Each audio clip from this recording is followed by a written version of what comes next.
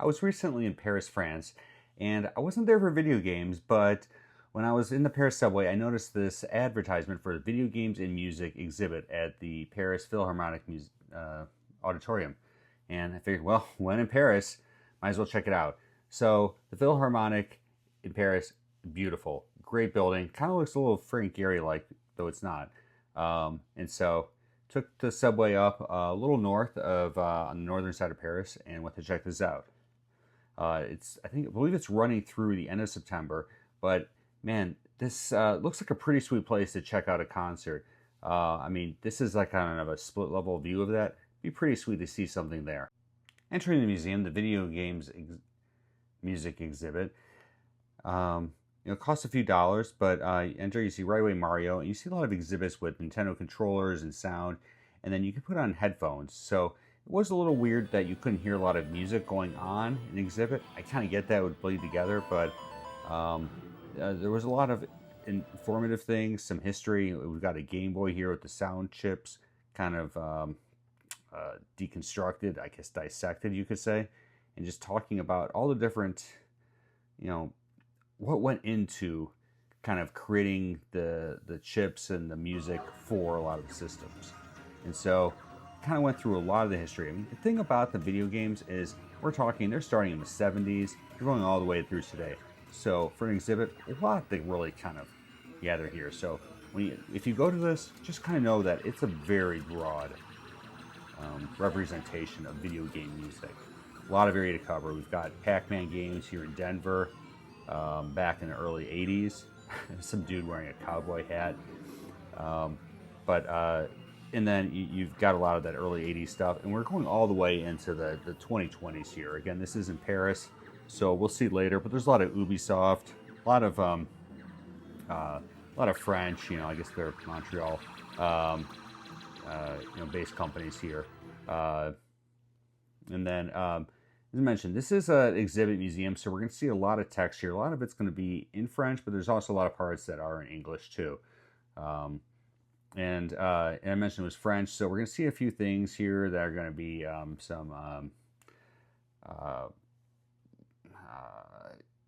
some French video games. A lot of things, some things are more in French, but again, it's video game industry. There's going to be a lot that's in English. So I'm here walking around. You see they've got a lot of cabinets set up where you can kind of play and kind of walk around, and this is kind of how the exhibit's set up.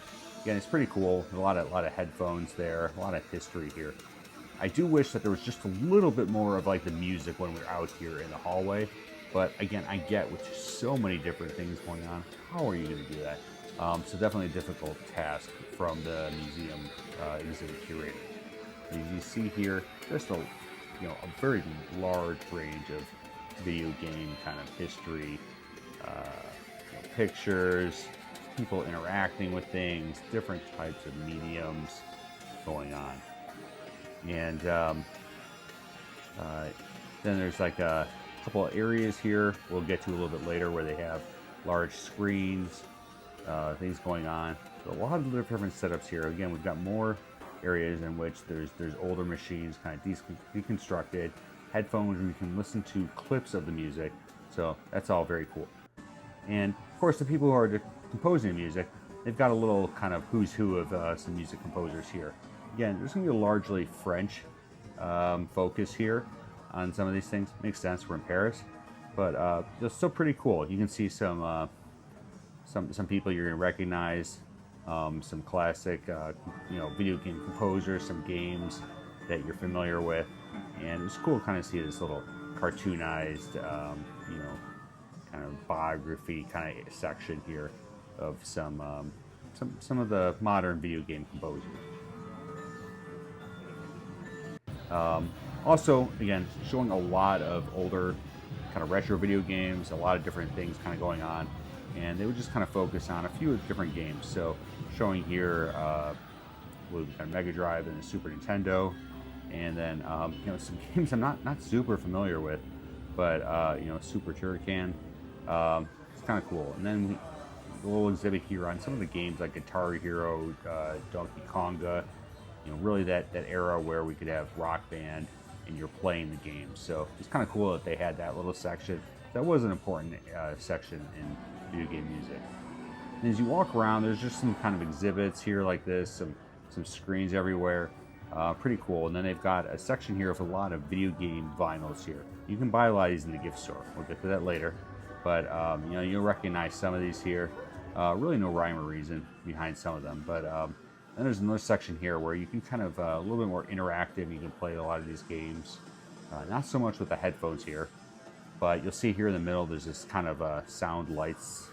I don't even know what the heck to call this, but you could press this and kind of change its music from one of the games that's going on in this select room. So this was kind of cool because, again, this is a video game music exhibit, so it was kind of cool to kind of sing in this room and kind of hitting these buttons and changing the music. I don't know if the people playing the games were annoyed with me or not, but yeah, it was kind of cool. Being a Mega Man fan, though, a little disappointed that I couldn't bust out some Capcom sounds or something else like that. You know, I think if Capcom maybe had a bigger French influence, you know, maybe that would have been an option. But it was still fun to play around with here. I think if I could kind of say one of my negatives on the museum was just it was very broad, and you'd have to be really into very broad the whole video game music experience. If you were into just a couple of games, maybe a little too niche for you. Again, I'm kind of going over some of the demos here you kind of watch, which was kind of cool, just seeing kind of the history of some of these ads that they would have back in the day. Yeah, it takes you back. You know, of course, they're going to have Yoshi, Mario, have a Nintendo there. And there's this poor guy playing here. Boy, I'm really flashing in and out here. But you can see, you know, the Mario level. It's kind of cool that they're at least focusing on the, you know, the OG game. And then there was this room where I mentioned where they're going to show some video clips. And so here's just kind of a schedule of how it goes. So it goes for quite a few minutes. I'm going to show some videos here. So, big fave here, the Ari remake. We've got Moonlight Sonata. Show here. Unlocking that door. Master of unlocking. I stayed around quite a while just to catch that. So I was pretty excited. This was kind of cool. There were quite a few people, I'd say, you know, at least a dozen at any point in time, but sometimes 2 to 3 dozen people kind of sitting here, standing here, watching this kind of exhibit room where this loop would kind of play for about 30 minutes or so. And we had that schedule there earlier. But you had Resident Evil, we've got Castlevania, but then there's some more modern games certainly coming up here. You're going to want to tune Final Fantasy VI, personal fave. Played that game when back in high school. I had mono. I had nothing to do but sit there and play. So, but this was pretty cool. They had this screen up there, and it's kind of nice, kind of a little bit of a communal experience. And listening. I wish that the music and audio level of these videos were a little louder. I'd say the same thing. I mean, again, difficult to do, but okay. So this is pretty cool. So we know, Claire Obscura, French game, right? We've got some music.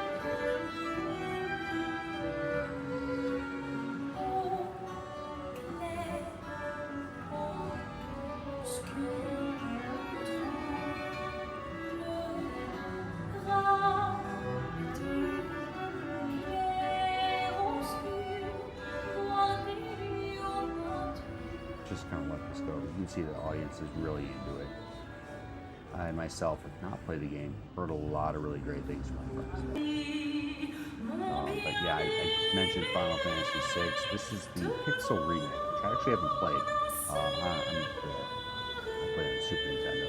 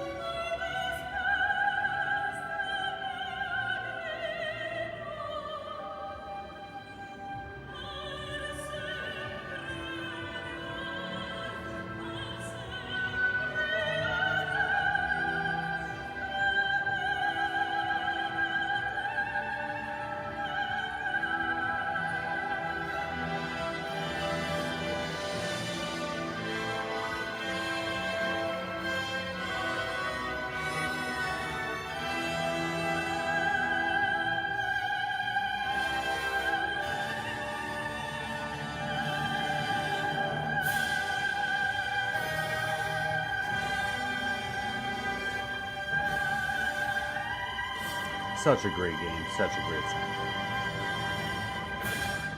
And like any good exhibit, there's a gift store. So when you finish this exhibit, the video games and music in Paris, France, there's a nice gift store here. We'll say that a lot of books are in French. Great if you read French. Not so great if you're like me and you don't. So there's a Resident Evil, there's a Chrono Trigger. I didn't buy anything. I almost bought this poster. I really wanted to. Wish I did. But wish I had also been able to see or I guess hear a show at the Paris Philharmonic.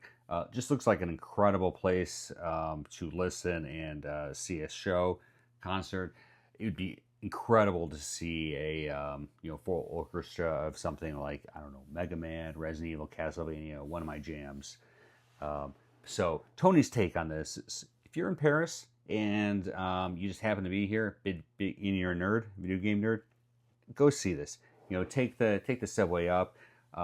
Spend an hour there, and I think it's a nice detour from all the other things you got going on in Paris, which might be croissants and museums and whatnot. Would I suggest that you book a trip to Paris just to see this? No. I liked it, but it's a very broad exhibit. You'd have to be really interested in just the broad nature of video game music.